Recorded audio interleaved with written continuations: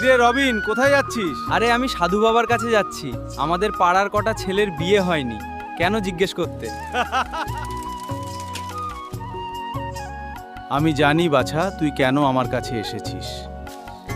তোদের পাড়ার ছেলেদের বিয়ে হয়নি কেন জিজ্ঞেস করতে, তাই তো? হ্যাঁ সাধু বাবা, এর কোনো উপায় আছে সাধু বাবা? আমাকে বলুন। এই নেই, এটা হচ্ছে প্রেম মাদুলি। এই মাদুলিটা যার গলায় পরাবি তার 1 সপ্তাহের মধ্যে বিয়ে হয়ে যাবে।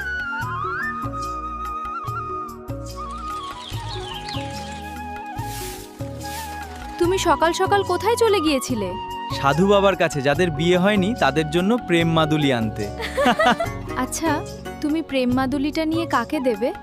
আমাদের পাড়ায় 2-3 জন আছে। তাদেরকে একটা করে দেব।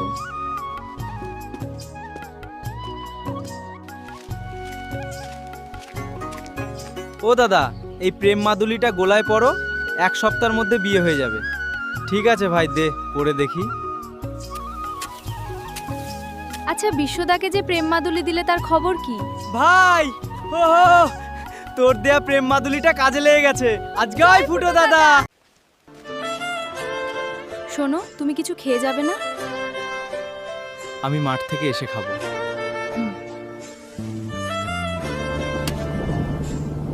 শান্তনাকে বললাম ধান আনতে ছড়াতে হবে।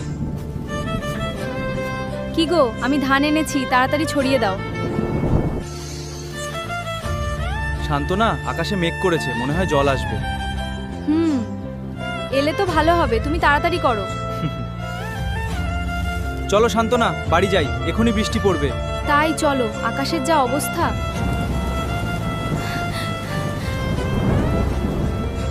আমরা ঠিক সময় ধানটা ফেলে দিলাম, বলো?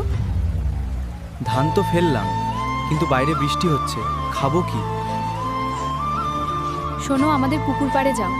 যাও, ওখানে যদি মাছ উঠে নিয়ে আসবে। ঠিক বলেছো, আমি যাচ্ছি।